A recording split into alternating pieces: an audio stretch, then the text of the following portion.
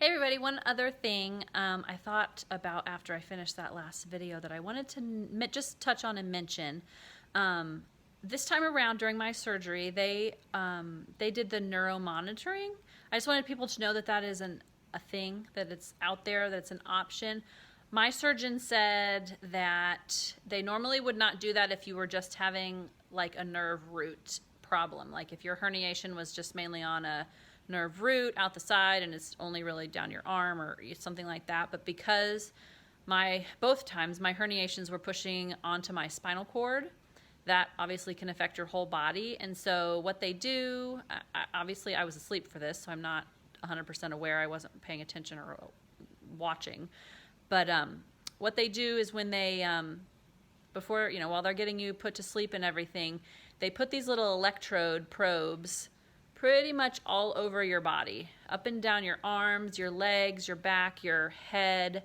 I didn't find any probe sites like in the front. Like I think they mostly want to make sure that the signal is going through your spinal cord correctly. So I'm not exactly sure how it works, but they can read like the activity of your nerves and kind of tell that if things are conducting properly. So you may, if you have that, you may notice, and I don't have them anymore, but I had bruises from just little pin pricks kind of all over your body.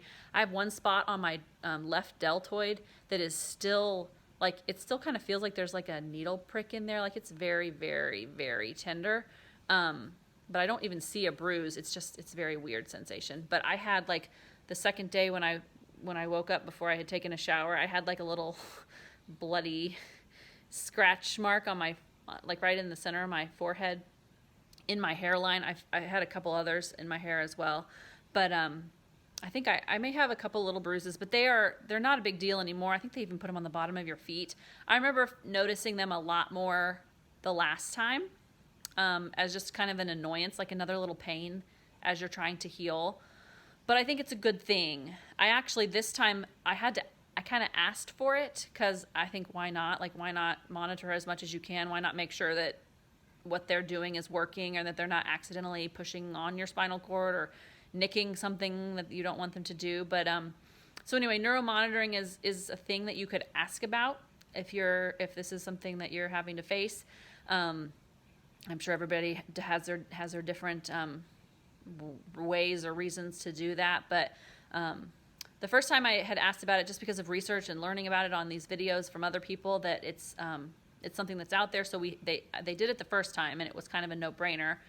This time I had to ask for it, but only because I kind of had to remind my surgeon that this was a spinal cord thing and not just a nerve root. I think he's a very good surgeon, but I think he just does a bazillion of these a week, and I may have gotten confused with someone else or whatever, but that's why you really have to kind of like know your stuff, know what you're doing, know what you're about to have done and what is supposed to happen, and know what your options are, and ask a bunch of questions.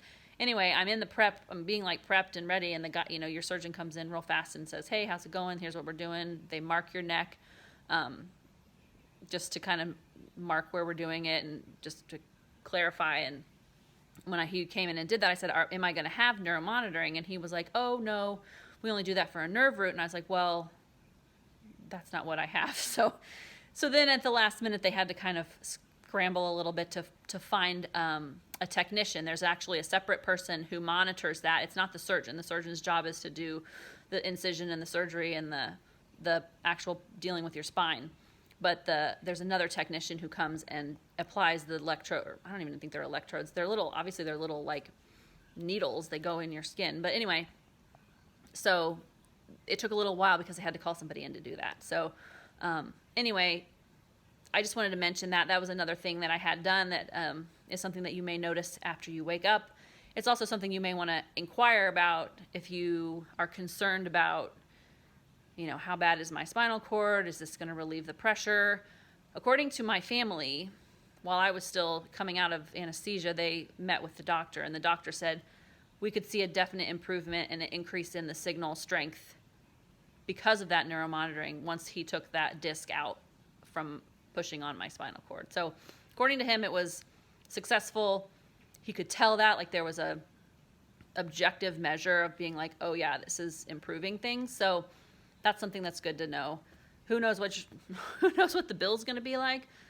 You have to add another person, another whatever. But anyway, that's just another tip, another thing to know that's out there for when you have spine surgery or probably any neurological surgery going on. But anyway, that was another little tip. I forgot to throw that in the last time. So there you go. Quick little video on neuromonitoring.